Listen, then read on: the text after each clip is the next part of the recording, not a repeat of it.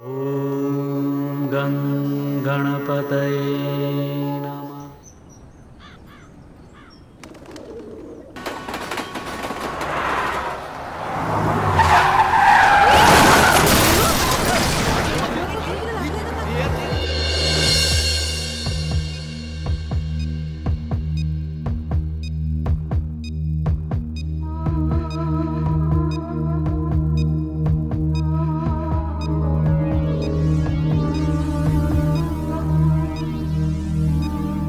चलो निघू।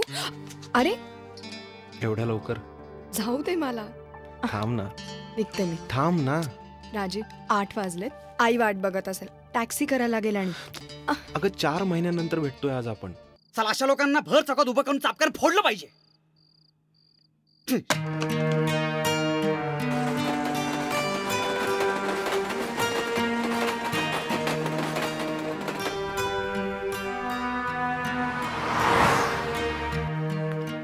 सोनाली, एक विचारू का? ऑफिस मधल्या मित्रासाठी एवढं? नाही, तसं नाही। एंगेज्ड होतो आम्ही, लग्न करणार होतो। हां, फिजिकल रिलेशन? हो। सिक्युरिटी? काळजी घेतली तेव्हा? घेतली काळजी? मला नाही आठवत। लग्न करणार होतो आम्ही। जवळच आमचं टेस्ट सेंटर आहे, ब्लड टेस्ट सेंटर। तू जाता जाता स्वतःची टेस्ट केलीस तर बरं होईल। तुझ्यासारख्या पोरींवर कोणी प्रेम बीम नाही करत, फिरवतात आणि मग काय झालं ना, या मग 1 घंटे में छुटकारा। ए काल तू ब्लड चेक करण्यासाठी गेली होतीस ना, त्याचे रिपोर्ट्स आलेत, पॉझिटिव्ह आहेत।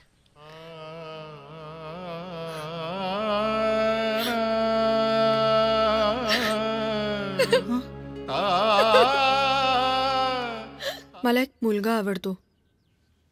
अरे वा, मग छान आहे की। घेऊन ये ना त्याला आपल्या घरी। तुझ्या ऑफिसातला आहे का? आई, तो पळाला सगळं सोडून। म्हणजे? तो HIV पॉझिटिव्ह आहे म्हणून। कोणालाच माहित नाही कुठे गायब झालाय। बरं झालं आधीच कळलं ते। तो गेलाय ना, जाऊ दे। अगं आपण दुसरा शोधू, तू अजिबात लक्ष देऊ नकोस। त्याच्यामुळे मीही इन्फेक्टेड झाली। आई, मी घरी गेले होते आईला भेटायला,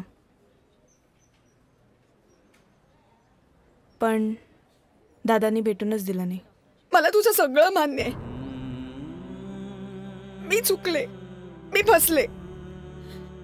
आता तोल गेला म्हणावं तर, पण मला HIV पॉझिटिव्ह आहे म्हणून मला घरातून बाहेर नको ना काढू। मला एका प्रश्नाचं उत्तर दे। अरे आपल्या हाताला काही लागलं, काही जखम झाली तर आपण कापून टाकतो का हात? तू घरच्यांच्या आणि ऑफिसच्या विरुद्ध कोर्टात जा। आपली आशय संस्था तुला पूर्ण मदत करेल। आदरणीय जज साहेब, आपल्याकडे एखाद्याला TB झाला, कॅन्सर झाला, डायबिटीज झाला, त्याच्याकडे आपण घृणेने पाहत नाही।